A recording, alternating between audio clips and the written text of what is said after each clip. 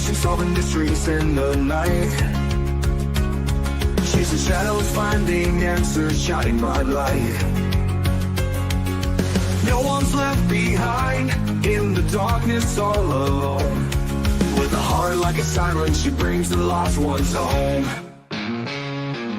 Silent cries in the dark no longer have to be, for justice wheels keep turning, granny on the beat. Broken voices find their power, call out hope again. When these crime busters run, no victims left in pain. Bravery in her veins, truth she won't disguise. With a fire in her eyes, she's got nothing to deny. Granny fights for justice, never backs down from the call. For the voiceless and the missing, she'll stand tall.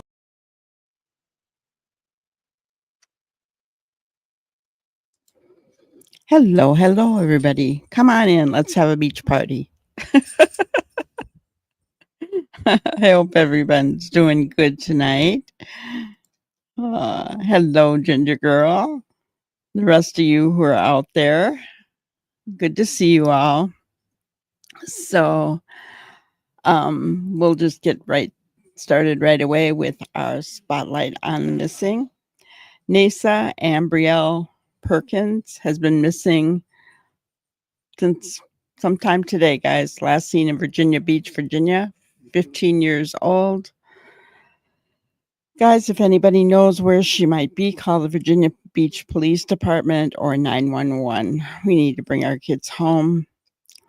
Let's not forget about 21-year-old autistic male Jonathan Wang, missing since March 30th. He is high functioning, but he does not know how to take care of himself. His parents are very worried about him. If anyone knows anything, please call Arlington Police Department or his father. Both numbers are listed on the screen. And of course, we cannot forget about our little buddy, Sebastian Rogers, who's been missing since February 26th. We need to bring Sebastian home to his dad. If anybody knows anything, please call 1-800-TBI-FIND or 911. And Travis Decker is still on the loose, guys. If you see him, do not approach. He is considered to be armed and dangerous. Call 911. He's wanted for 3 counts of first-degree red rum and first-degree kidnapping of his children. His 3 precious, precious little girls are seen here with their mother. So, Peyton, Evelyn, and Olivia. All right. Hello, Brenda Jo. Good to see you. Good to see you. So, I had a couple of videos tonight that I might show, but we're still talking about Jack and Lily, our 2 little cuties who 6 and 4 years old, who have been missing from Lansdowne Station, Nova Scotia. This case is starting to take a turn that I don't like. Too much garbage going on in it, guys, and it really irritates me. And I've got to tell you that every time I see this kind of garbage, it just breaks my heart. So I wanted to show you something that Jason Ayler, Dylan's dad, just posted. I'll share my screen. Hide this first. Okay. And, guys, there's no need for this garbage. I do not understand how people can do this. See it okay? Is there something going on with Facebook? Why are people saying that I red rummed my son? Please, for the love of God, just come say it to my face. Actually, don't, because I would be scared of what I would do. Anyway, am I missing something? Facebook, is there something going around? Anyway, I'm losing patience very slowly, but it's happening with social media. If people were that effing group of horrible people slandering my name keeps going, it's going to be on you guys. That's Dylan's biggest fighter. His biggest supporter is probably only hope is going off social media for good because I'm getting too damn tired. 5 years of taking stuff. I'm still standing. My mental health is not so F off and let me fight for my son in peace. Get a F in life or your life, which would be me apparently, because it looks like people's lives are going to lose me forever because I'm not doing this stuff much longer. Give up the bull stuff. I'm out. I'll fight for my son in private with a private Facebook. Actually, you know what? I'm just making a new Facebook and I'll keep this one for important and stuff. I'm out. Anyway, I know something's up because people just don't randomly tell somebody that, especially a grieving father. So something effing's up going on. I know it's the same people. Guys, there's no reason that the father, innocent father, by the way, of a missing child should have to even post something like this, right? It's really sad. It's really sad. My heart goes out to him. You know, I can't imagine, yeah, prayer warrior, people are mean. People are really mean.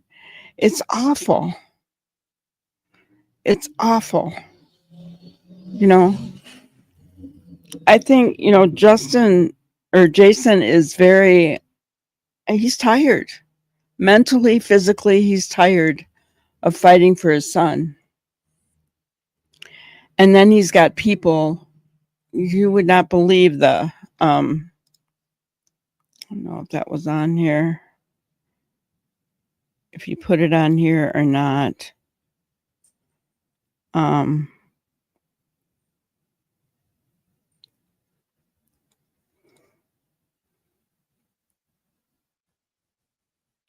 But he shared a voicemail. It might have been on one of those other ones, but he shared a voicemail where someone actually was threatening his life and telling him to stop looking for his son. It was really sad. But yeah, we're on the beach. It'd be nice to be sitting on the beach. So yeah, I thought that would just be a nice summer picture. The water and blanket and some food and kick back, right? Something warm and inviting, right? So Mike Demand and Mr. Yummy both put out new videos, guys. I think we are going to show Mr. Yummy's first, and then we'll go from there and see what we're going to do. So I think actually here he is analyzing Grandma Belinda. All right. So let's get started. How did you find out that Lily and Jack were missing? The mom of my grandson called me. We were in town. She sent me the article that was on Facebook showing the kids missing. I couldn't call Malehya yet, so I waited till we got home. And I called, well, I didn't call her, I texted her. And she told me that, yes, that the kids were missing, that they've been missing since this morning. I was in a state of panic, shock. That's the grandmother of missing Nova Scotian children Lily and Jack Sullivan, and she revealed a ton of red flags in her CBC interview, seemingly without even realizing it. So in today's video, let's watch that interview and count the red flags. I'm Deception Detective, an attorney trained in statement analysis. This channel exposes lies and manipulation, so if that's your thing, hit subscribe. For exclusives and other cool perks, join the channel. Link in description. Hoaxers spend a lot. Wow, red flags. I have not watched this, guys, so here we go. All right. A lot of time planning and memorizing what they will say, so catching them often boils down to noticing what they don't. For example, Malehya calling her ex-mother-in-law to tell her that the kids are missing without even asking if she or the kid's biological father who lives with her are responsible or have any idea what happened. And that's just one of the many red flags in this interview. But before we watch it, I want to show you this update about the case because it's something I haven't seen Malehya or Daniel bring any attention to yet, which in my opinion at least is yet another glaring omission. The province of Nova Scotia is offering a reward of up to $150,000 for any information relating to the two siblings who were reported missing last month. 6-year-old Lily and 4-year-old Jack Sullivan were reported missing from their home on May 2nd in Lansdowne Station in Pictou County.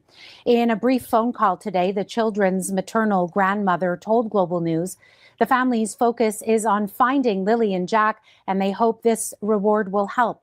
Premier Tim Houston says he's also hoping for the safe return of the children.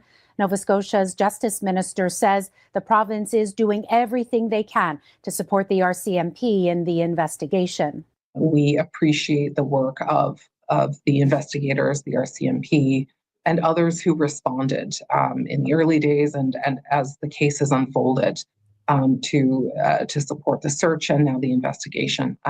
We really appreciate the work that they've been doing, and we want to do everything we can to support that.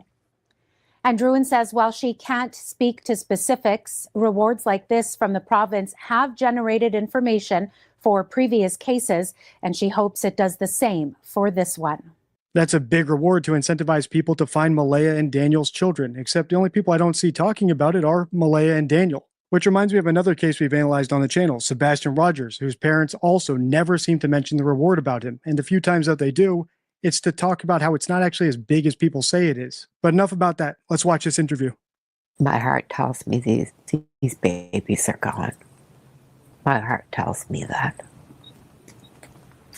I am the grandmother of Lily and Jack. I am the grandmother on the biological father's side. My son is Cody Sullivan. He's not in jail. He's never been out west. He does not have a criminal record.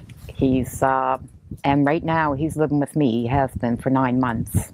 How did you find out that Lily and Jack were missing? The mom of my grandson called me. We were in town. She sent me the article that was on Facebook showing the kids missing. I couldn't call Malehya yet, so I waited till we got home. And I called, well, I didn't call her, I texted her.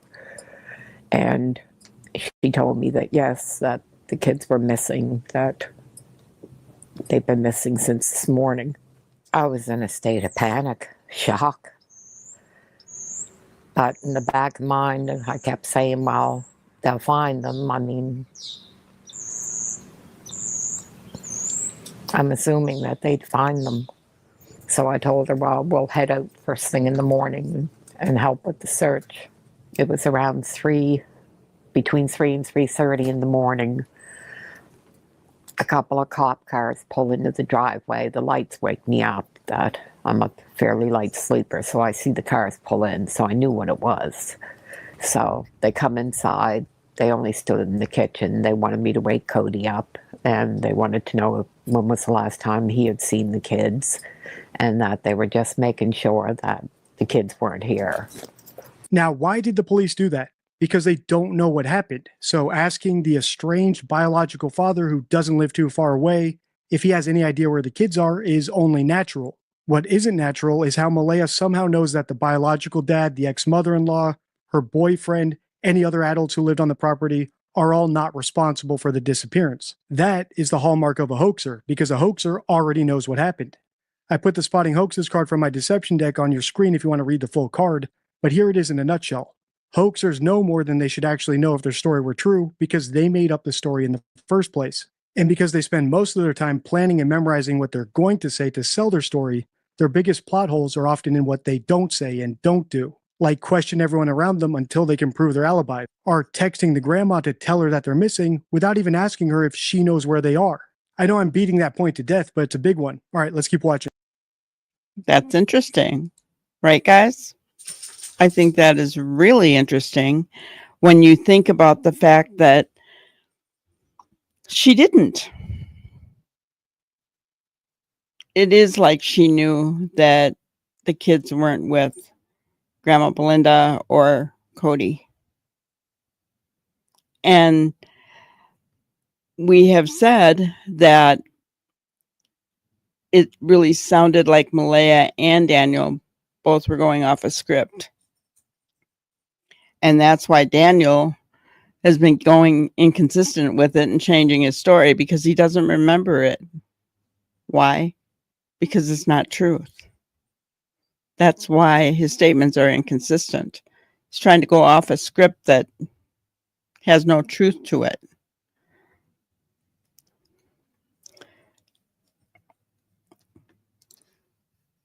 All right. So we showed up Saturday morning, me and my sister, and we met up with my daughter, and we started.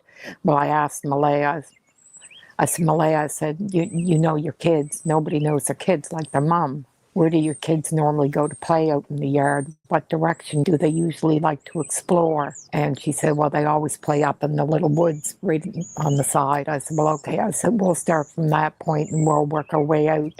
We had spoken to a search and rescue and we weren't allowed on the other side because that's where they were searching at the time. So we just started combing through the woods up through there. We were gone for a couple of hours. I'm yelling for Lily and Jack. We always call Jack Jackie boy. And yeah, that went on for a few hours, but those woods, I started to feel that I can't see them being in the woods. There's trees everywhere. You literally have to climb over trees, climb under bushes. It is really, really thick. We come back out and I went in to see Malehya again. I assumed she was in shock. She was very, very non-emotional, very just flat, monotone. This is what I was talking when we watched her the other day on our channel. I assumed she was in shock. What is she saying there? And I wonder if Mr. Yummy's going to pick up on that. I don't know. But Malehya is very soft-spoken anyway. That she's not usually excitable. I thought that's made her a really great mom. She was an excellent mom. She never raised her kid or her voice at the kids. That it was always, now Lily, what did mommy say? And I used to think, now if anybody's meant to be a mom, it was her. A part of me still feels that. Why only a part of you still feels that? What do you mean? After seeing the place, seeing the condition of the home, it was like the total opposite of what I knew of Malehya. She was always clean, very clean about herself, about the kids, about her home. This home looked more like a camp. Dilapidated, dirty, dangerous properties, sudden mood changes, both of these are correlated with child abuse and neglect. So I'm definitely making note of what Belinda is saying here. But it's also important that Belinda is the one saying this, because as I keep saying on the channel, innocent people will tacitly blame everyone else who doesn't have an alibi, even if it's a close relative or the kid's own parent if it's a missing kid case. We're only halfway through this. If you want to continue, let me know by liking, commenting, and sharing. Until next time, stay true. Okay. He likes to keep it short and sweet.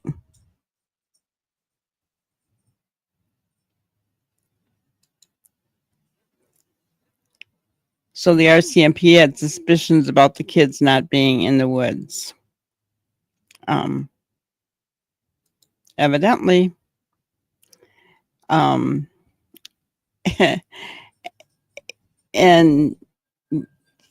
I'm really surprised. So he is basically saying that Belinda, he can tell, you know, by what she's saying, was innocent. She is somewhat blaming Malehya without actually, coming right out and accusing her.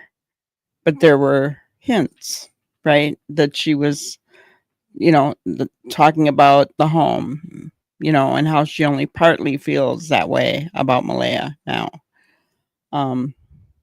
And she assumed that, that statement to me stood out when she said, I assumed, that she was in shock. But then immediately, I mean, so you can tell that she really does love Malehya. Yeah. Me either. Me either. I don't know. It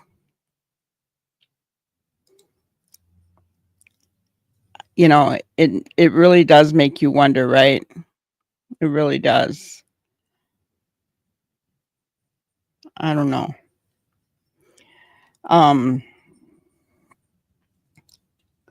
There was another video that was more in depth than on that head searcher, the person that was in charge of the searching. And we just saw clips on the news about it. I thought Woods? that we would look at the entire thing now, because she goes into a little bit more. Yeah, I agree, prayer warrior. And that's significant. It has some significance to the disappearance, doesn't it? What, those of us who followed Sebastian's case, when we found out about the abuse, and even Chris admitting that he hit Sebastian with the belt, and then the CPS reports, we were all devastated at the thought of, hello, Amy. We were all devastated at the thought of what poor Sebastian must have gone through, right? And we're kind of getting that feeling here too, aren't we? Right? We're getting the feeling that things were not well in that household. There was a CPS report we found out yesterday. They are trying to say that it's because of developmental delays, guys. That is not the case. If you look into why CPS comes out, there's a whole different department that deals with developmental delays. It's not CPS. Okay. So CPS comes out because of abuse, alleged abuse, alleged by somebody, and we know the school called. Hello, Lori. Good to see you. So,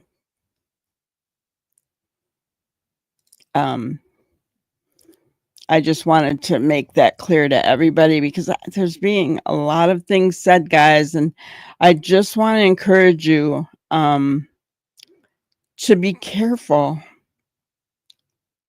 what's being said. Don't take everything as fact, because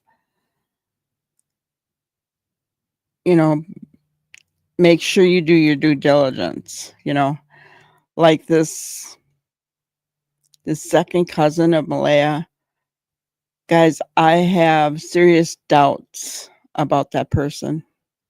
I really do.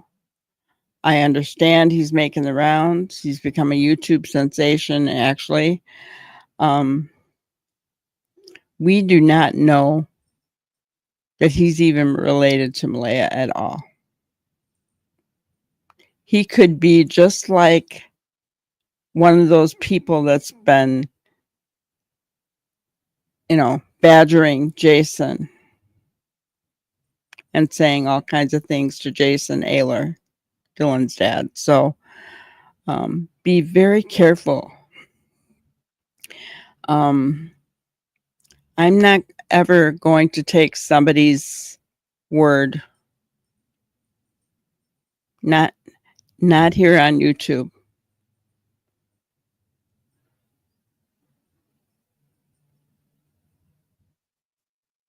Thank you, Prayer Warrior. Yes.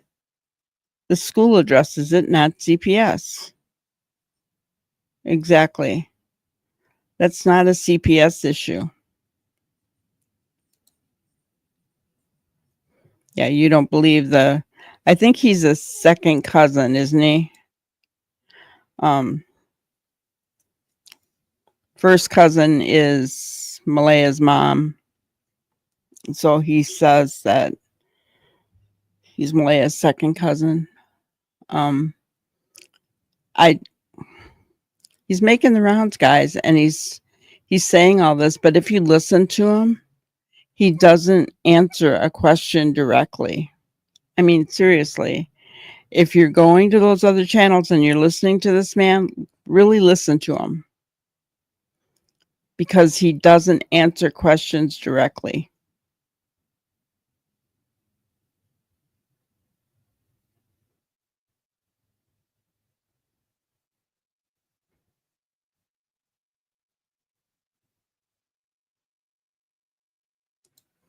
Hello, Neuro. I was wondering if misinformation regarding was children referred to Child Disability Services for support while assessing for developmental delays or if CPS.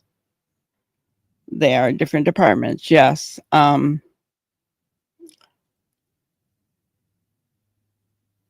No, it was very clear in that article that it was CPS. And it was a government official who said he read the report. So that was very clear. And it said nothing in that article about developmental delays at all. So, I mean, of course, I guess it wouldn't, but yeah, it was very clear that it was from Child Protective Services in that article. So let's go ahead and listen to this lady on the search. Guys, I want to say up front that I don't agree with her, because she says that she believes the children are still in the woods. But she also says that they only tell her where to search. They don't give her information. So keep that in mind. From everything I've seen, yes. We got the first call shortly after 11 on Friday morning on the 2nd that there was 2 children lost up here in Lansdowne, and we just deployed the team and got here as fast as we could. And when you got that first call, did anything stand out about that first call? Was unique or unusual? Or? It's not common to have 2 lost subjects in that kind of scenario. So with kids like that, it's not common to have the 2. It's not uncommon, so a pair of hikers is overdue or something like that. But with kids, it is a little uncommon to have 2 gone missing. Have you found anything? The only thing that we had was the boot prints that everybody, and we still cannot 100% say that they belong to the children, but that was pretty much the only thing that we had. You think they're in the woods? I have not been told anything to lead me to any other conclusion at this point. Why can't you find them? They're small, they'd be hiding. They would have crawled underneath something probably when they got tired.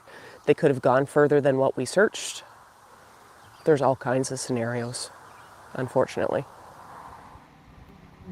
So we're on Lansdowne Road. It was in one of the areas that was searched extensively from like the flagging tape in the woods. So when teams are tasked, they get a bearing or a waypoint or both for where they are to start. So they can down into the woods and they'll tie a ribbon so they know where their start point is. And then they start on their compass bearing into the woods As you can see another flag. So this is where they were going straight into the woods.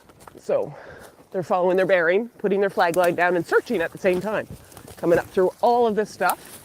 How much of this is down because of Fiona? A lot of this is down because of Fiona, and some of it could have come down after the fact, but the vast majority of it was probably from Fiona.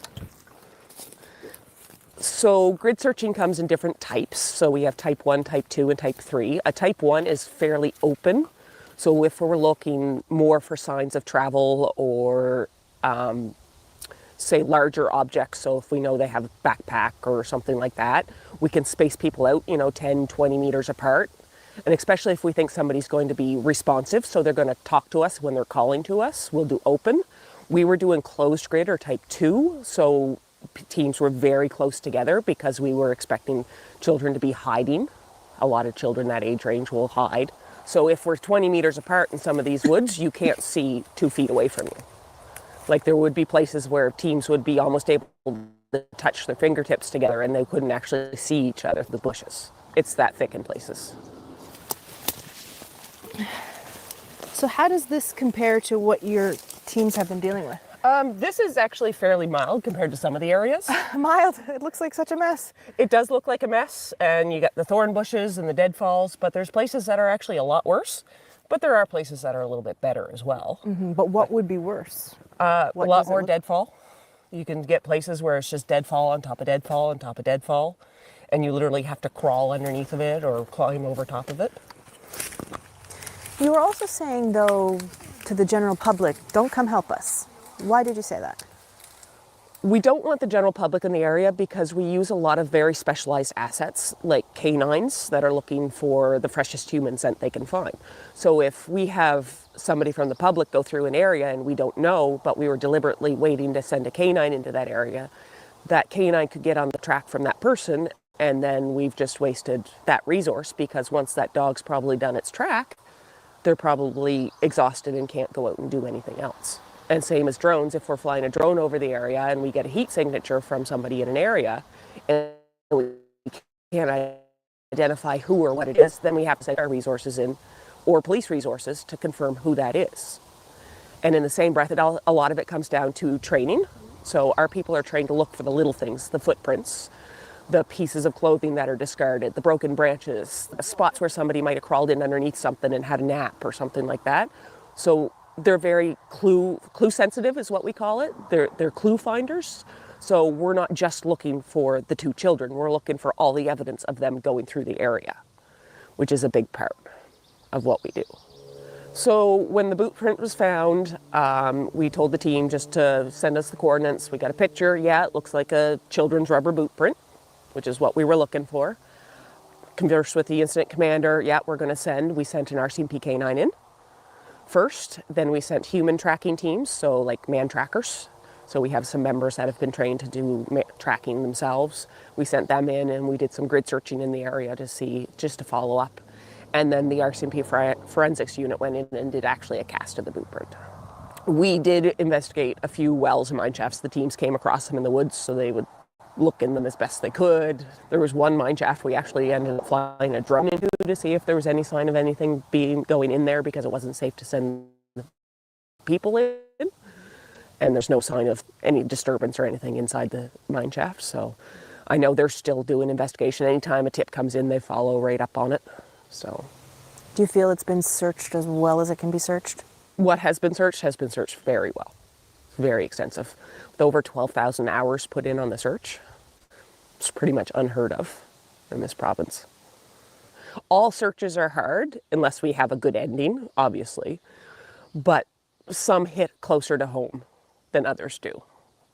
There's members that couldn't bring themselves to call the names, but other people on the team were, so it wasn't impeding the search effort, but because of personal reasons, they couldn't actually physically call for the names themselves.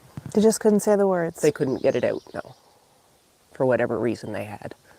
And there was people coming to the end of it that, whether it was physically, they were just exhausted, or mentally exhausted, that couldn't return to the search area as well. So we saw a little bit lower numbers on some of the revisit searches that we did with some of the teams. For that first weekend search, after, the search is scaled back on May 7th, Yeah.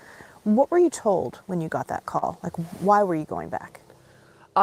It was actually a conversation. I was meeting with Major Crimes on a regular basis, going through the paperwork from the search and showing them what was covered and what wasn't covered. And it was actually a conversation had between us that, yeah, there's some areas that we would like to go in and get covered off, either better or new areas that we said, well, there's a possibility, so we want to just go search those areas as well. So it's not uncommon for us to go back to a search if we haven't found something. What prompted then the second weekend search? Basically the same thing, just more areas that we really wanted to see get covered and just expand out on what we had done. So just to be clear, it was not as a result of the new information? It was not, no. I think it gave some people in the public hope. Yes. Like, oh, maybe they found something there in that area they're looking. It wasn't that. It was not. So it was just that we wanted to extend out our search area and cover off areas. Most of these people, they're all volunteers. They just want to find the kids and bring them home. So they're more than willing to keep coming back and keep searching. Unfortunately, at this point, unless something comes up, we're probably not going to be back. But that being said, somebody could find something that brings us back. Children just bring out the best in people when we're in a situation like this. Everybody just wants to come and do everything they can. All right. So let's see what I missed here. Yes. I think on that first day when they were out, that at some point Lily would have started screaming again. I think that's her go-to. I don't know why I think that, but I think that when she's agitated, that's what she does. And I think they would have heard her, my opinion. And yes, we heard how loudly she can scream. She's got a shrill, high pitch to it. Exactly, no, we won't be. They're not going to tell us. Well, I don't know. They're saying that they might hide because they're afraid. I don't know. I don't know. I'm trying to think of me, but I probably am not the right person. I was raised in the city. So, if I was lost in the woods, I don't think I'd hide under something. I would have been afraid of bugs, but I don't know. And Lori, I saw your thing and I was watching those searchers and not one of them had poles, right? Not one of them. I would have wanted a pole just to help keep my balance in that terrain that they were searching. I mean, yes, use it to poke and search bushes and things like that, but I also for balance when you're going up and down those hills and trying to get across, fallen logs and no mention of the blanket. 12,000 hours. But remember that I don't think the volunteers get paid. And Ginger, I'm right there with you. I don't think I could look for a deceased child either. I really don't.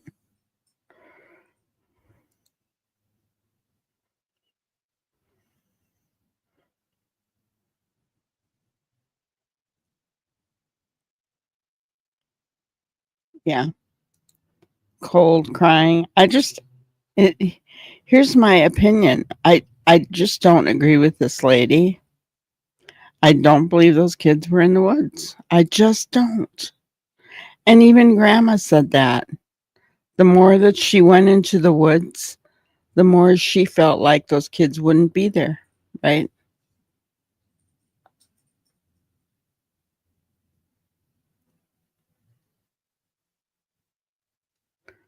Right? Yes. It's a scream that moms know. Yes.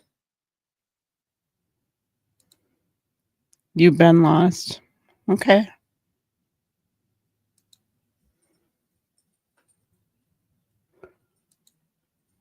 Trained early as children to stay still and sit by a tree. I was never trained. But again, I was in the city and my parents kept pretty close eye on us.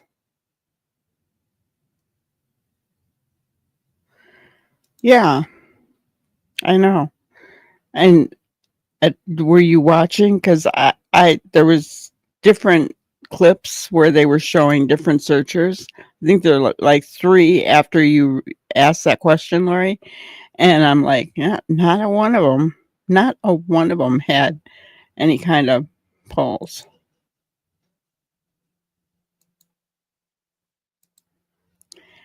Yeah, I think I do too. But I think that grandma's pretty gullible. You know, she's listening a lot to what Daniel says. And I don't know. Yeah. I believe her when she's talking about the kids, right? I just, I think she's very gullible when it comes to other people. I think she's gullible in reference to Daniel. I don't know.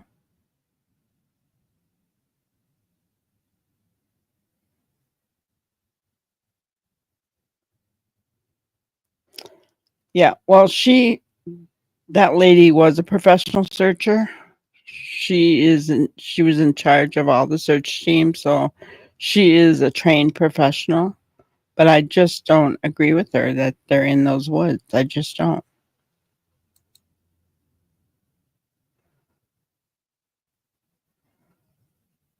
Yeah, I don't know. I do not know why they didn't, but yeah, I would have wanted one. I would have picked up a stick on my way or something.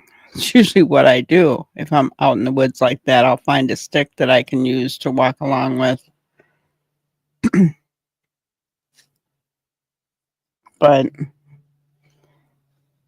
so I wanted to show you that just because it gave us a little more insight into the amounts of searches. I found it interesting that some of them couldn't holler Lily and Jack's names.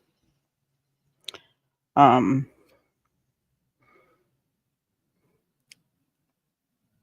I don't know why that would be.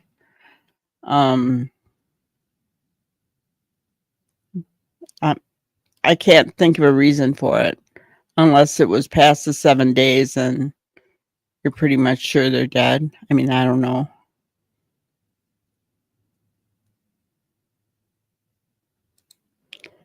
That is very true. Along with the second cousin. um, it's really disturbing, Lori, honestly, to be perfectly honest. I find it very disturbing that, you know, when we have tools like Mr. Yummy, Mike Demand, and there's other behavior panel, Greg Hartley, those guys that we can listen to, to give us an idea that goes along with our gut feeling, right? Because we all have a gut feeling. And then we find out, well, this person's not really telling the truth. And yet people don't see it. It blows my mind, right? Not saying any of these professionals can't be wrong. I mean, they can be, I guess.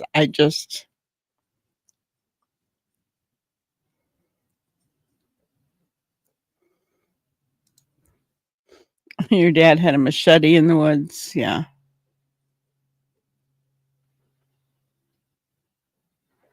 Yeah, exactly. A walking stick. I mean, I'm sorry, Ginger. When I think of machete, I just think of somebody on the stand saying, she threatened me with a machete.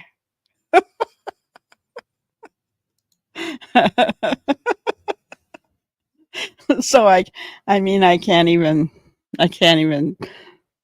say the word correctly anymore.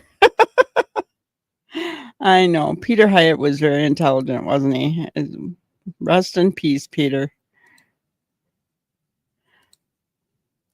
Would have thought they'd get an army in to help those poor searchers went from one sad case to another within an hour. Yeah, they did. They were brought in right after. They said some were mentally tired, which they had just found a deceased body, right? And then they come here to two little children, 6 and 4, right? But I just don't ever believe that those kids were in the woods.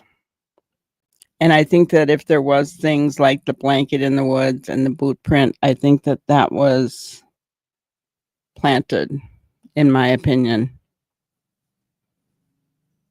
That's what I think. Machete. That and pervy. It's pervy, all right.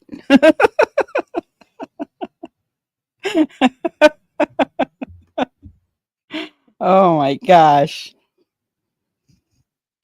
I think that case, that man in particular is never going to leave my brain.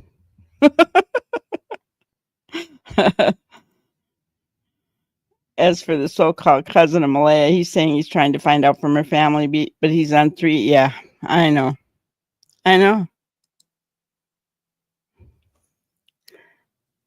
Did he ever? Never mind. I was on one listening today because then they said that he was in the chat and they were waiting for him to call in.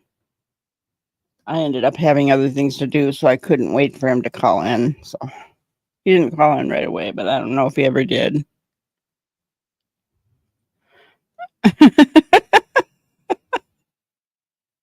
Price of eggs in China. I know. It's supposed to be tea, yes. But see, that was the whole thing. He liked to act like he was so intelligent, right? But when he said that, Amy, eggs weren't on people's minds at that time because they weren't. That's been a while now.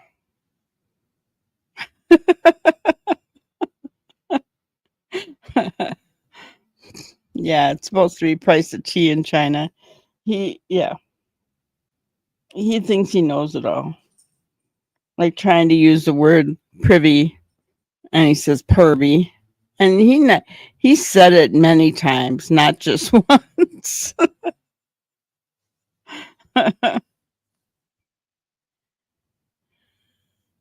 Oh, he said his real name is Darren. Okay.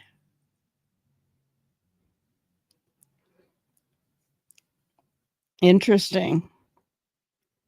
Well, good for him. I don't know. I don't know about that. He's going to get Daniel to call the channels. Okay. Well, my number is not out there, so nobody can call me. Honestly, I would not want to. You guys know that. I don't reach out to parents of missing children. Because the minute you do, look at the bull that happens, guys. When family members and parents of missing children reach out to YouTubers, a circus starts.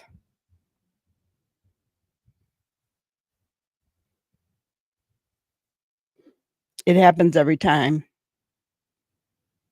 From what I heard, it happened in Summer's case. I know it happened in Sebastian's, and that led to lawsuits and everything else.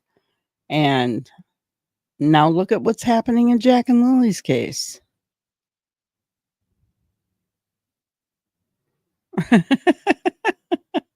She hid the egg money, yeah.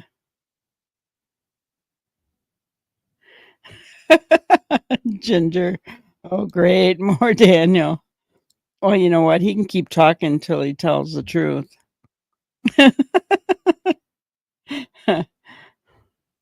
That's what I'm praying for.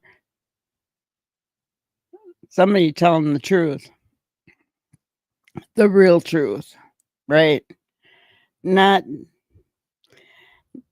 a narrative that's been cooked up. Here's my thought. Here's my speculation, guys. Is this Darren guy? Are these people coming out of the woodwork to help Daniel make Malehya look bad? I'm just throwing it out there. I'm not saying it's fact.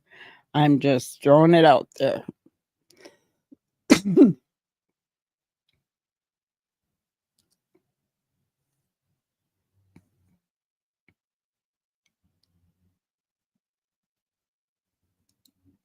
Yeah. Yeah. See, and had I been that channel, I mean, I would have said, I would hope that I would have said, no, I'm sorry. You know, I think what I could probably use pretty easily right now is I'm not, you want to get with a bigger channel, someone that's going to get you more views. Let them move along because it doesn't do YouTubers any good. It really doesn't. I've seen it over and over and over again, and they may grow real fast, they may get a bunch of views, but they also get the hate coming their way.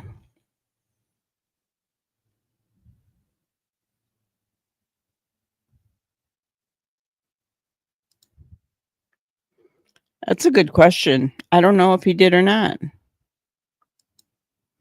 And you thought it was for reward money? Yes, that's what's happening. Why didn't you get up on that lazy morning and supervise the children, Daniel?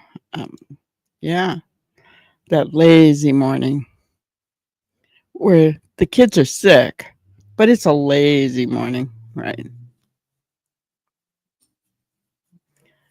I don't know. I'm starting to think, is it true that she told family that she wanted out of there? I mean, I don't know.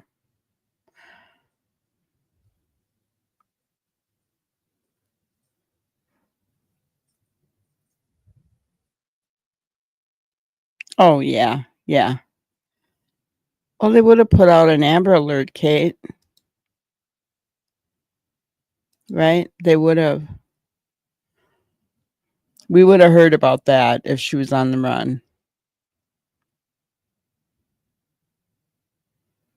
There's nothing saying she just didn't take Meadow and go visit her relatives on the reservation. And then somebody made up this big blown up excuse that she's on the run. Right?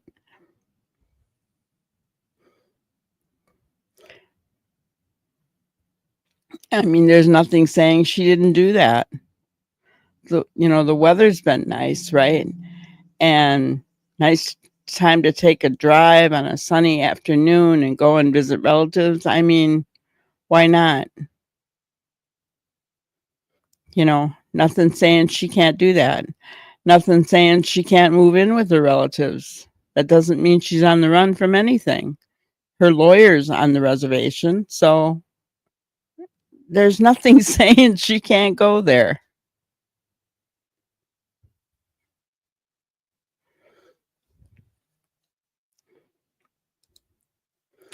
Darren thinks the reward money is because RCMP doesn't have anything and all the technology they have is useless. I don't know. I was thinking the opposite. I mean, that could be true, but I was thinking that with all this going down lately, people talking, raising that reward to $150,000 might just get somebody to open their mouth and talk. I mean, I hope that's the case, but I have seen it in Sebastian Rogers' case that it didn't help anything. And why do I think it didn't help anything in Sebastian Rogers' case? Because I think it's family and they don't need the money. And is that the same case here? It's family and they don't want to talk? I don't know. That came from Cousin It. It did come from Cousin It. I know.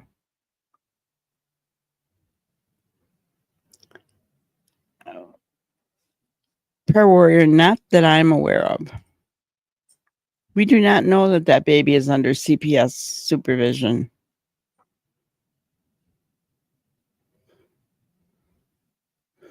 We do know there was a CPS report made months before the children went missing. Was it? But it was because the school made the report. So was it about Lily and Jack? Would it have included Meadow? I don't know. They're not going to tell us.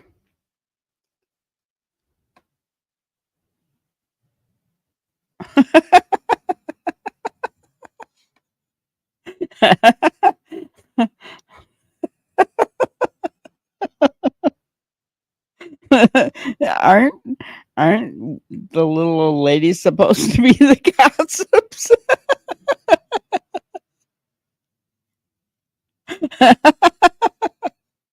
You know what I'm picturing? I'm picturing these old men sitting on a table outside of a rundown gas station, smoking their cigars and, and gossiping. Oh man.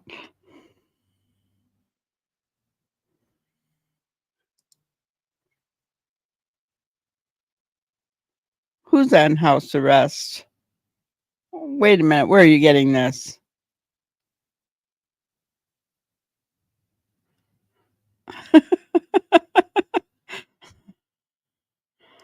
She's not on house arrest.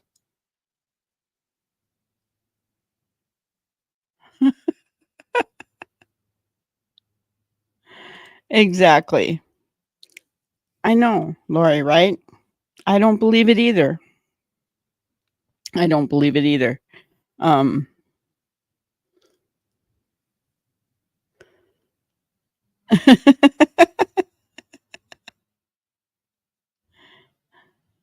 Poor women can't get a word in.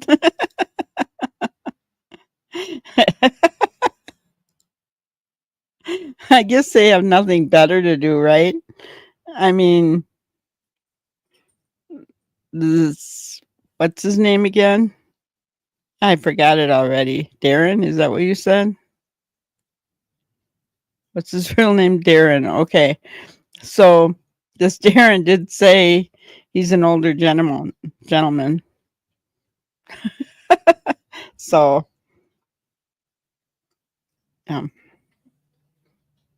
take that for what you will.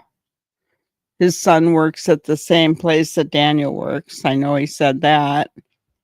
I don't know if that's true.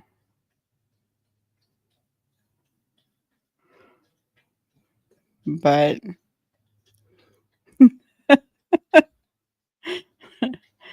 I agree, though. I agree. I think that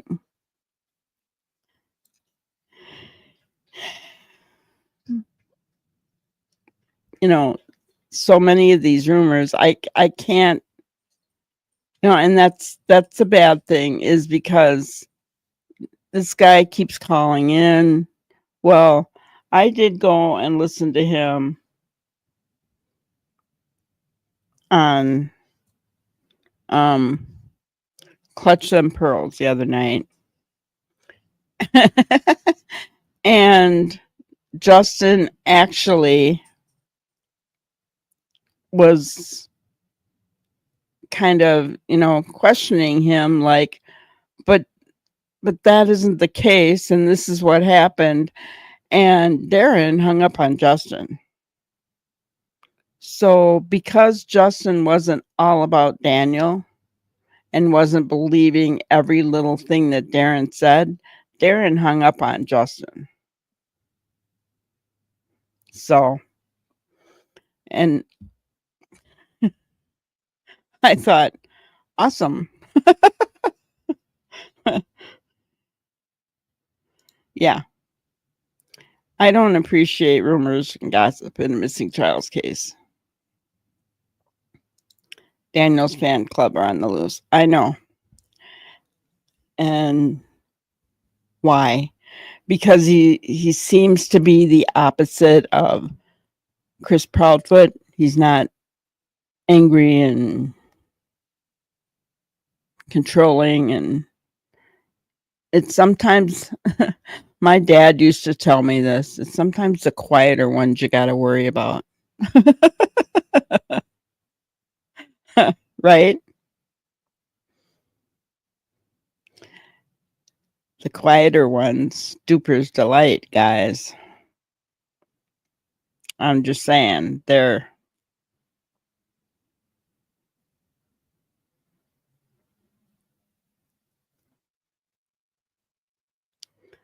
you mentioned Justin. He wasn't a happy chappy with Justin. That's because he was getting called on his bull.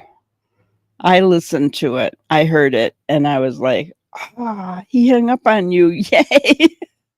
Because Justin was questioning him. And rightfully so, because, at that point in time, Justin was sticking with the facts and questioning him on it. And he wasn't having it. He did not like that. Exactly. Yeah. Me either. They can be anybody, right? It could be the same guy that threatened Jason Ayler or said that Jason Ayler red rummed his child. It could be the same exact person for all we know.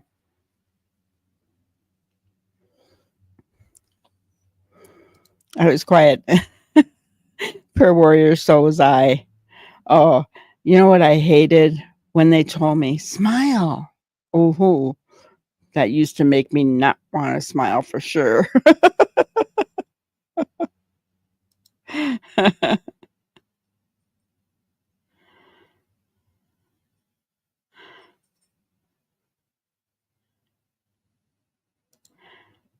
Darren said today he was on a three-way call with CPS and Daniel, vouching for Daniel for visitation privileges with his older children.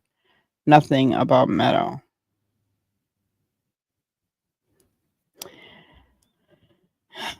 Interesting. But here's the thing. If there's a CPS report, what's in there that now he can't see any of his kids? Any of his kids. And so, really, is CPS going to listen to Malehya's alleged cousin? No, I don't believe that at all, Ginger. I don't believe he did that at all. I don't think CPS is going to listen to him. Right? I really don't.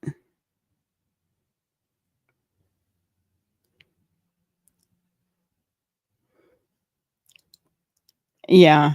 I think, after we get older, we don't care anymore.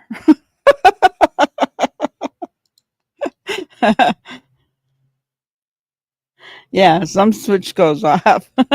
I am retired. Let me tell you, the switch goes off. It happens.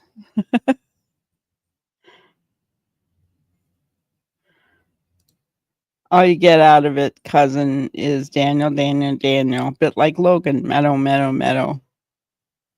Maybe it's Logan's hubby. Could be. And yeah, and Logan is supposedly, allegedly trying to get custody of Meadow. Whatever, right?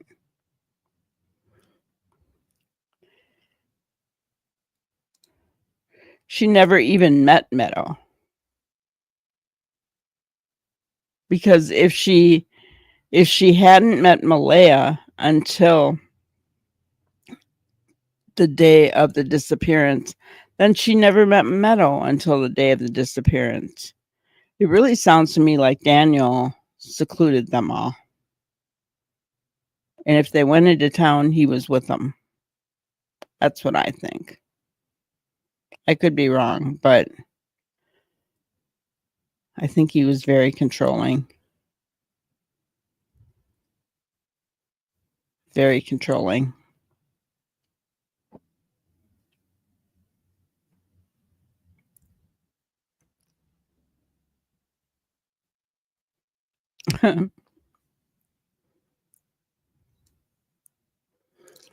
Anyway,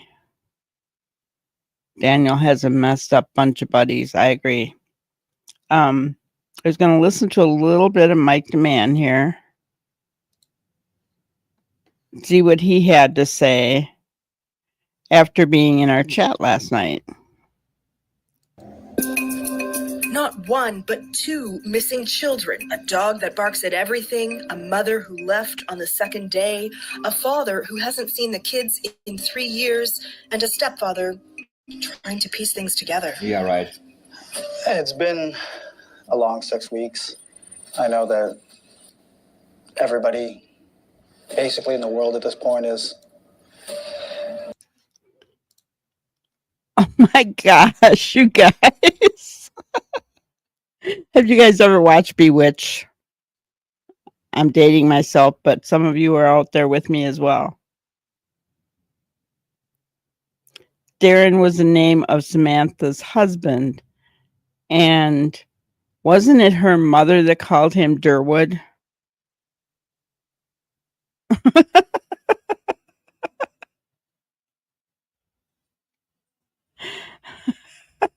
So I'm just saying.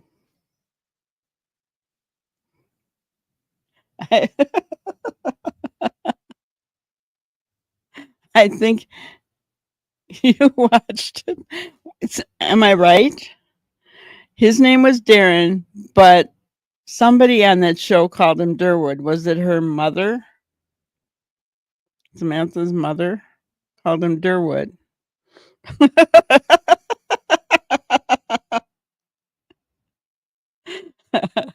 I'm just saying. So here we got this guy saying he's Durwood. Now he says he's Darren.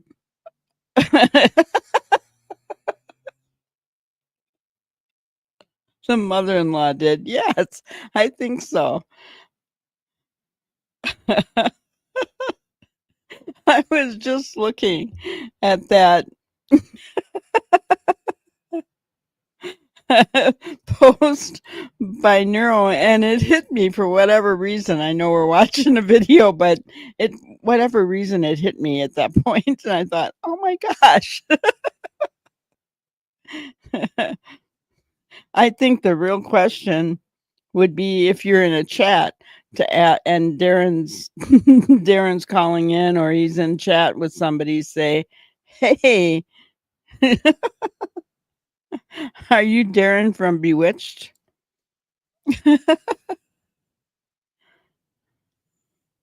He does sound old enough to have watched it too. He does.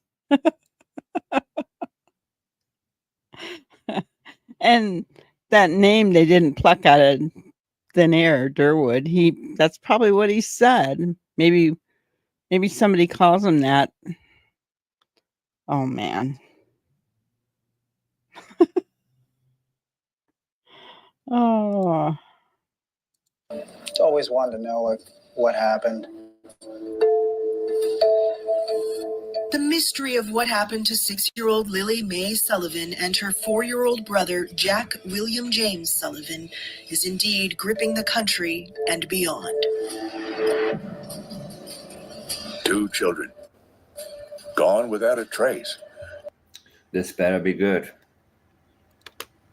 Entry, just a deafening silence and a story that feels all too rehearsed. CBC News has just released a haunting new interview surrounding the disappearance of Lily and Jack Sullivan. At first glance, the questions seem gentle, almost sympathetic. But listen closely, and you'll hear something deeper, a quiet unraveling. The man in the hot seat is Daniel Martell, their stepfather. And from the moment he starts speaking, something feels off. His version of events doesn't just strain logic, it breaks it. Claims that conflict with basic timelines, details that contradict the only other witness in the house, Malehya. And the question is, why does Daniel keep talking? And a lack of self-awareness is often the key.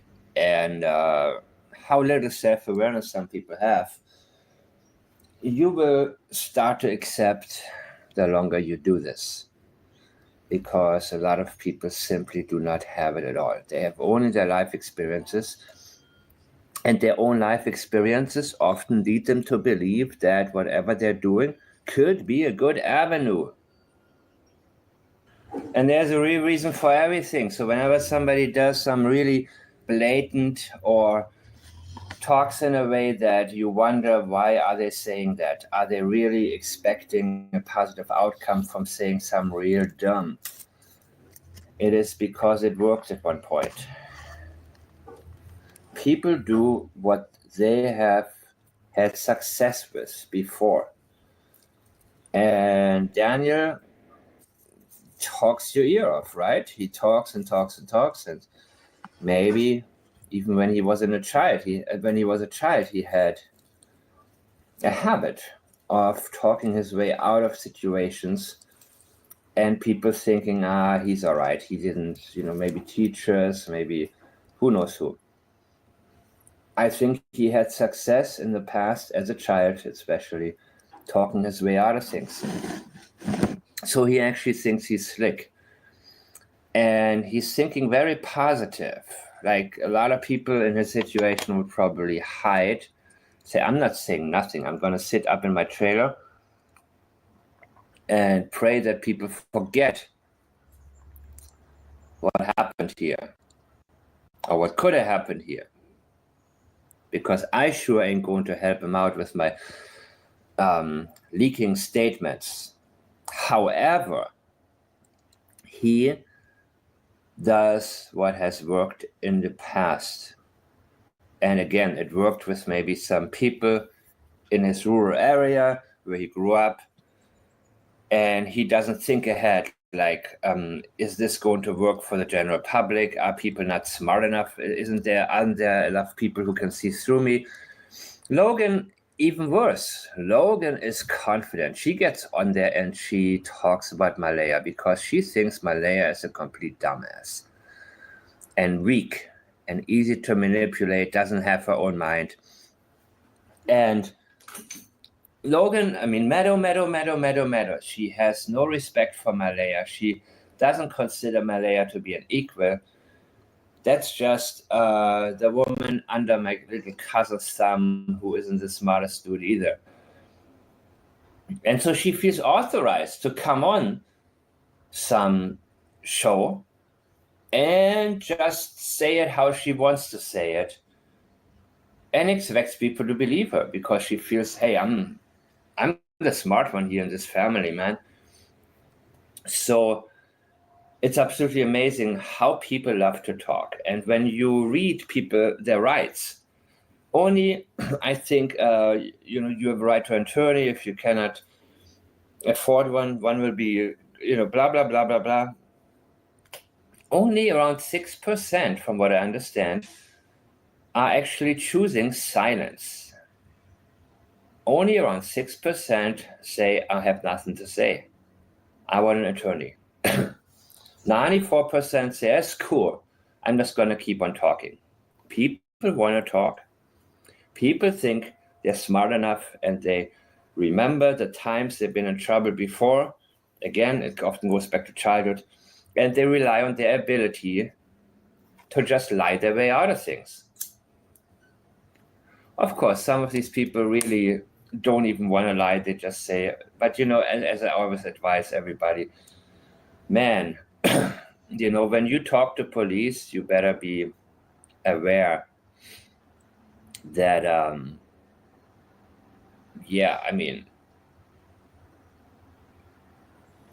an attorney is definitely the way.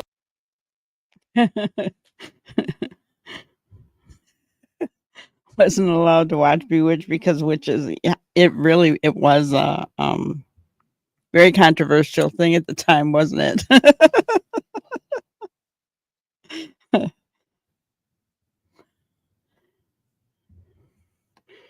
Yeah, it was more of a comedy than it was anything.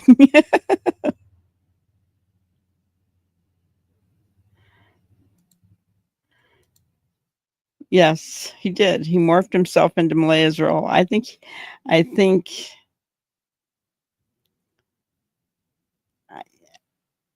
don't know. Do you guys really think that he realizes that he's given a different story now?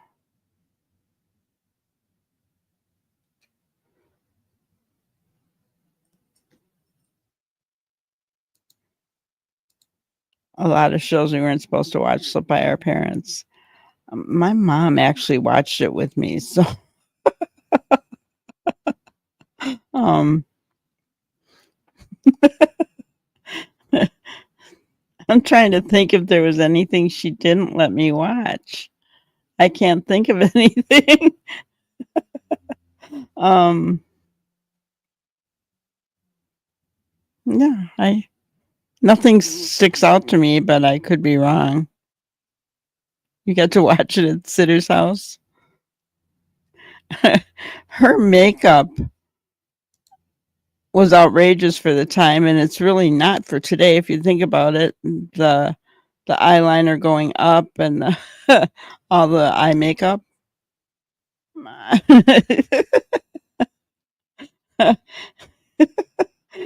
For that day, it was outrageous, but for today, it's really not. And Dora was her name, right? And Dora the witch. uh, my kids laugh. Yeah. Oh, I do remember one time. They were playing a 2-part series at the theater for Gone with the Wind, which would have put me out between my curfew. And my girlfriend and I wanted to watch it. I had never seen it. I wanted to watch it. It was in the theater. It was awesome. So at intermission, I got out and I called my mom. No cell phones back then, guys, had to use a payphone. She made me come home. She didn't believe that I was at Gone with the Wind. I was so mad. It wasn't until years later that I got to watch the second half of Gone with the Wind. So that's one thing that sticks out at me because I couldn't stay past curfew.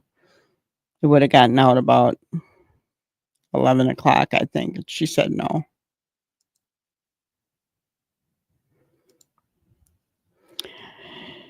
I think he's not stupid, but trying to get into his head to figure out why he's changing his story now.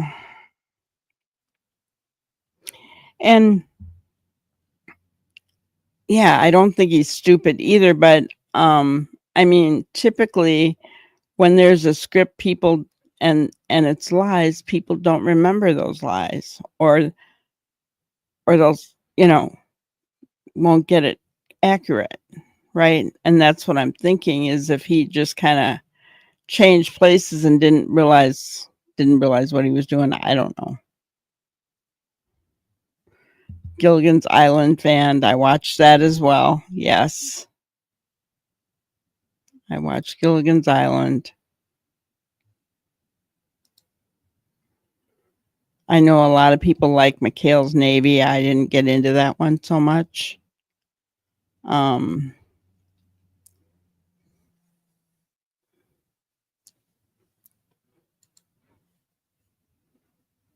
Darren says he did a trade to get information to find out who took the children. He is not going to share his information with the RCMP. Well, I'm sure they are. But he said they're not taking him seriously. But I'm sure they're listening to all of his YouTube chatter. Because I wouldn't want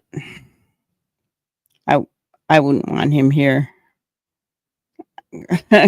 Just because we know that the RCMP's got to be watching him, I would not want him here at all. Get off the island. Right? Corey Ten Boom. Yeah.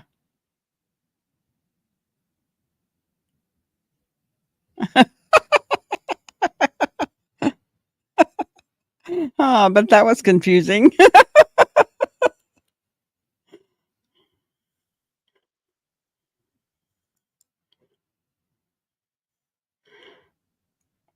So, what did he trade for? I mean, it all sounds so far-fetched. He also had said something about Malehya was going to tell him the piece of information about who she had take the kids away. Conveniently, she's not going to talk to him now. Whatever.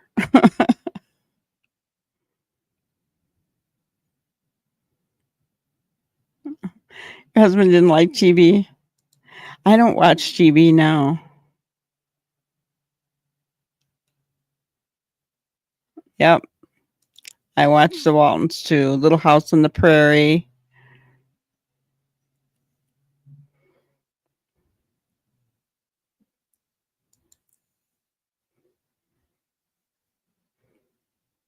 Yeah, I have a 50-inch TV here, and I just don't watch it.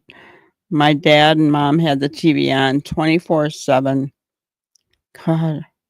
Well, not at first, because remember when we get the white snow and all the lines on the TV at what, midnight? First we get the Star Spangled Banner, and then it would go to white noise and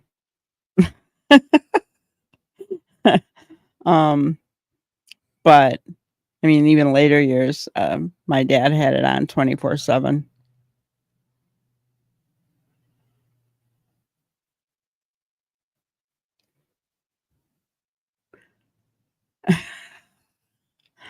Funny how cousin it was ranting on about a crazy woman going to report him to the police, and now he said he's going to lie low.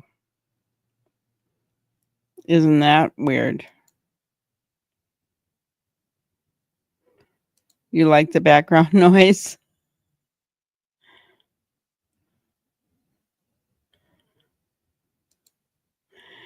Yeah, well, if you think about it, our parents' generation, when TV came out, that was a big thing, right? As kids, we were the remote. We had to go turn it up or turn the channel or whatever, right? Because you didn't have remotes back then. So that was a big technological thing for them, right? So yes, my parents, both of them, watched TV right up until, the end. And me, I just sit here with my computer. I'll watch Netflix or something, right? Primetime video, something like that. I don't bother turning my TV on. Oh, Cousin It in the Addams Family. Yes, I do. Yes, I do remember Cousin It.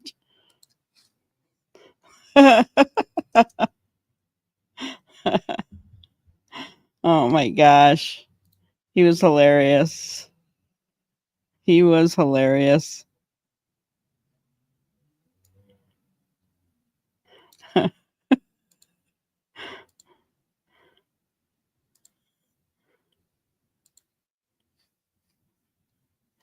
Aw,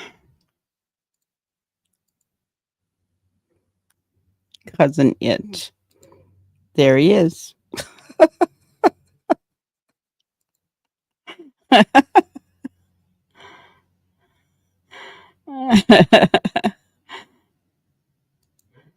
This is cousin It. The hand in the box was also on that show. I don't remember what the name was.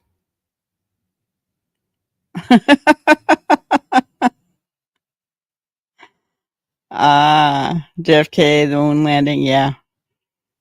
Yep.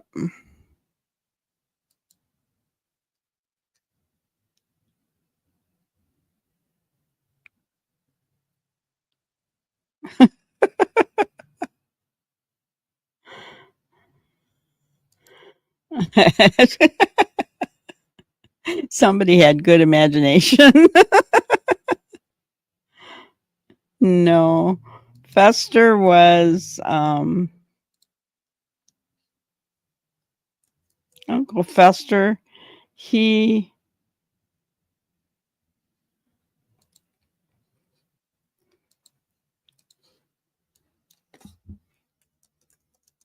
Uncle Fester, the Addams Family.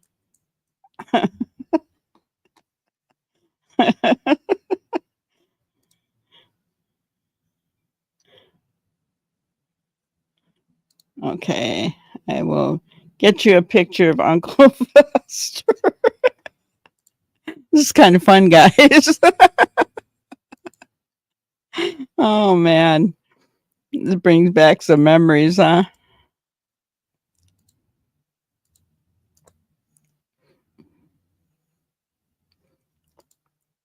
There's Uncle Fester.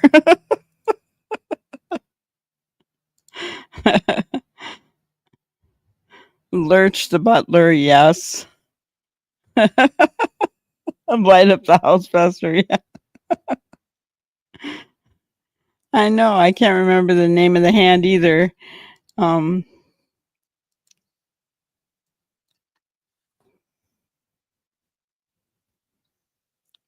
let's see if I can figure it out.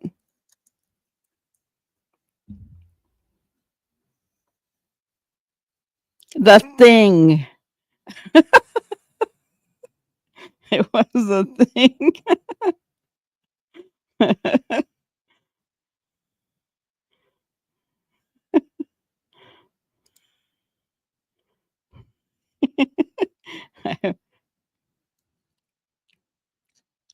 All right.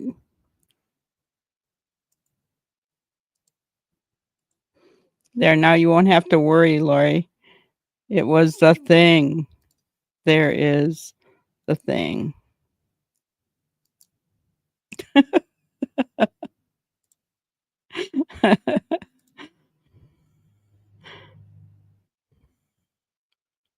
Yes, I did hear that Barry Morphew was arrested.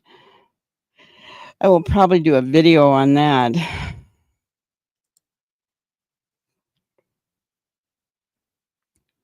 Got me thinking about the Munsters now.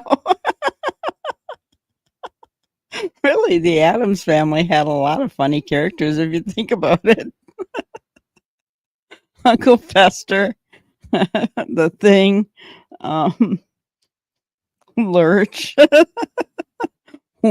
Wednesday. I mean,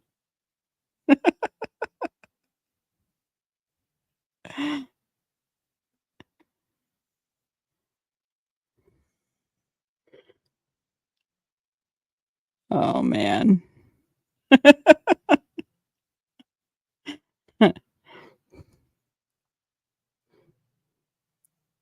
Herman Munster, yes.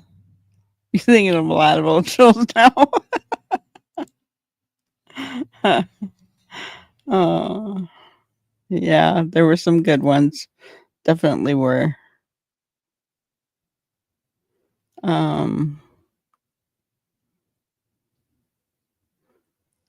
Wednesday and I don't know, Lori.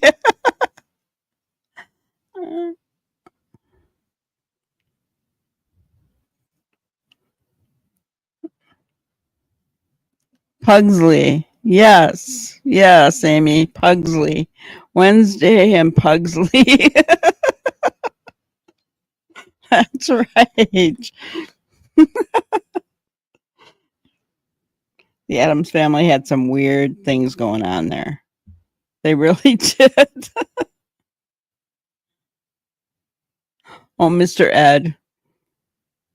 Of course, of course. I'm trying to remember the song. Talk to a horse, of course. Ed is, of course, unless the horse is the famous Mr. Ed. Well, I am dating myself. I'm surprised I remember that. I don't remember Sadie Gillis, though. Was there a grandmother that lived with them?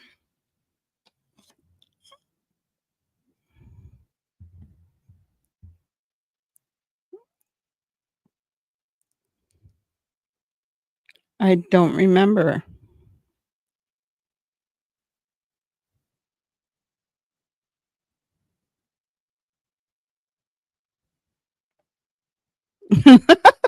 The Addams family had a wee baby with a mustache.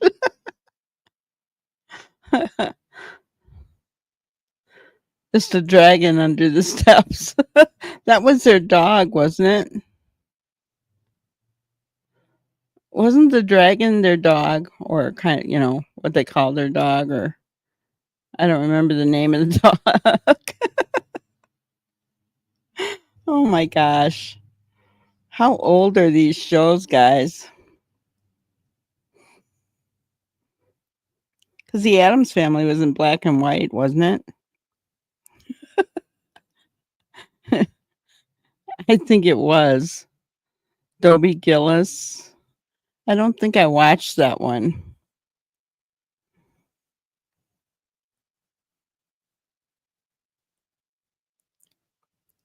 Wee baby with a mustache. I don't remember that either.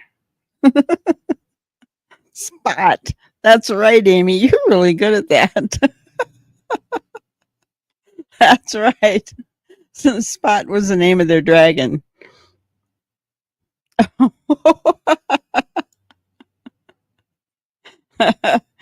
Jethro and Ellie Mae Clampett.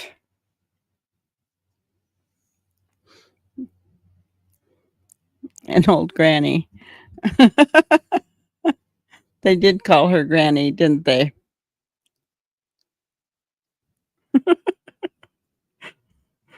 Uh, now it makes me want to binge watch some of those old shows. Huh.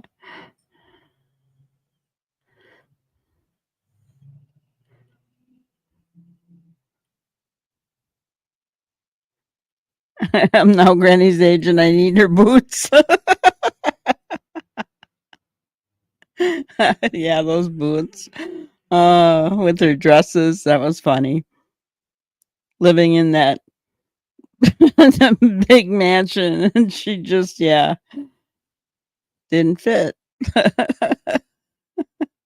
They were hilarious. There was one show it's like on the tip of my tongue and I can't remember what it was.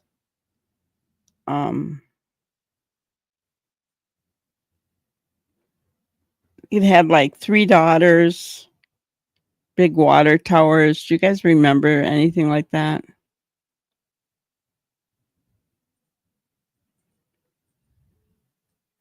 Better than politics for sure. Absolutely. Absolutely. And all of them were comedic, right? They were all comedic. And what do we see nowadays on TV? It's all about guns and action, you know? I know. Jerry Lewis, Dean Martin. Yeah. Or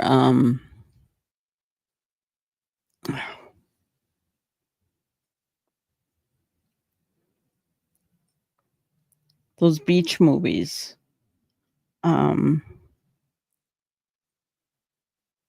Yeah, the three girls. I can't, yeah, it's like on the tip of my tongue.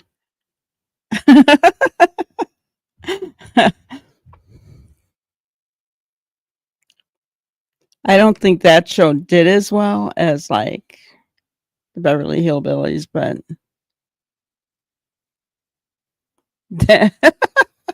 Daniel's mom probably dressed like that, sitting outside with a shotgun on her lap. Yeah, the way that house looks, I wouldn't doubt it.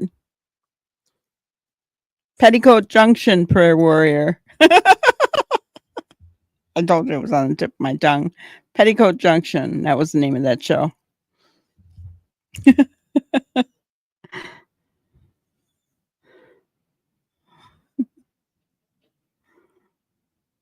I just saw an advertisement about, do you remember how long the Jerry Lewis telethons used to be? Yeah.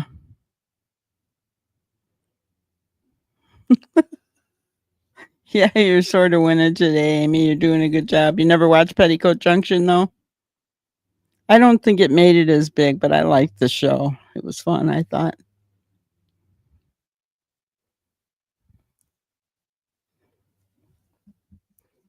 I thought it was anyway. I got all these old movie pictures loaded up.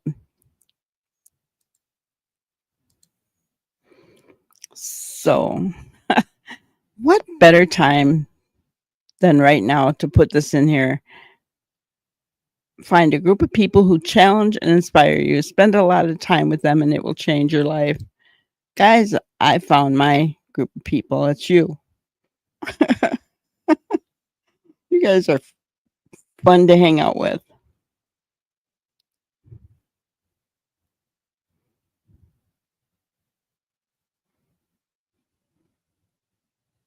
Yeah. Yeah. It hasn't been the same without him. Do they even do it anymore? I don't know. I know Marla took it over for a while. Aw, that's awesome. Yeah, that telethon lasted hours and hours.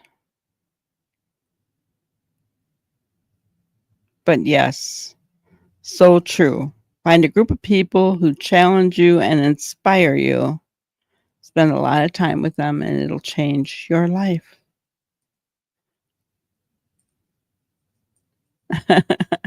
I'm glad, Prayer Warrior. I'm glad. It doesn't always have to be dark, right? Baby Dumpling. That rings a bell. What show was that? Baby Dumpling.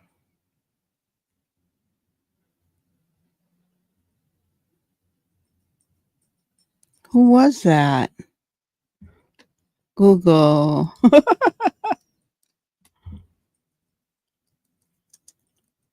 Baby Dumpling.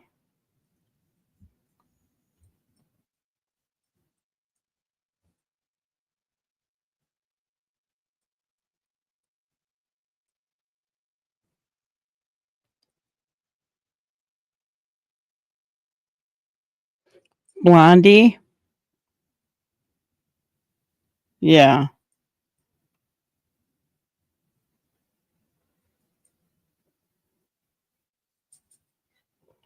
Blondie and Dagwood.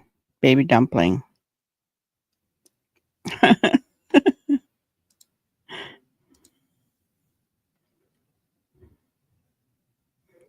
Aw, that's awesome.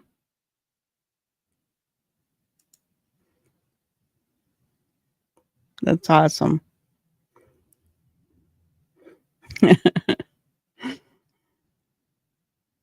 That's so cool. Cards in the wheels. Yeah.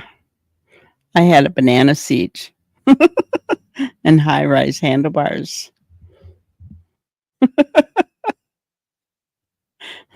Now they have electric bikes. I was watching a guy covering the Los Angeles riots on his electric bike, and he was just speeding and going in and out everywhere. And I was like, whoa. It'd be nice to have an electric bike that went that fast back in the day, not anymore. I'd fall off the dumb thing. You had a banana seat too, yeah.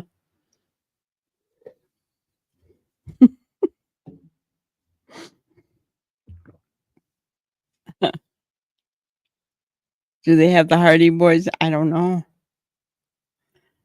Banana seat and all. Yep. High rise handlebars. Gotta have the high rise. Right.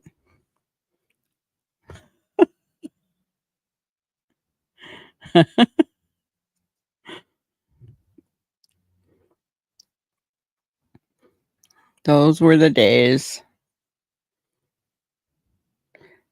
Be carefree and young again, you know.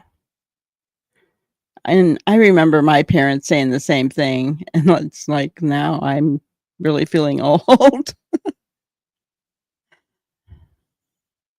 It has been fun. Yeah. It's been a lot of fun. All right. So let's see. Did we all answer the poll?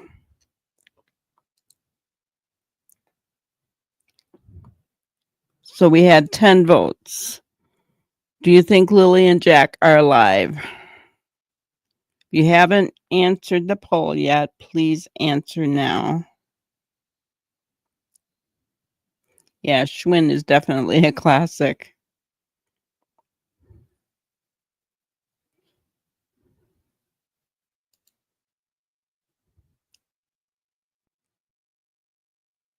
Okay, I'm going to end the poll. So 69% of you do not believe that Lily and Jack are alive, and 30% think they are alive. So most of you don't believe that the kids are alive anymore. Nancy, Drew, yeah. All right, guys. Well, it was awesome reminiscing with you guys, and please keep in mind that it's about the babies, you know, it's about the missing children. Jack and Lily, Sebastian, Dylan Ayler, Summer Wells, Michael Monkey Vaughn, and all the rest, guys. So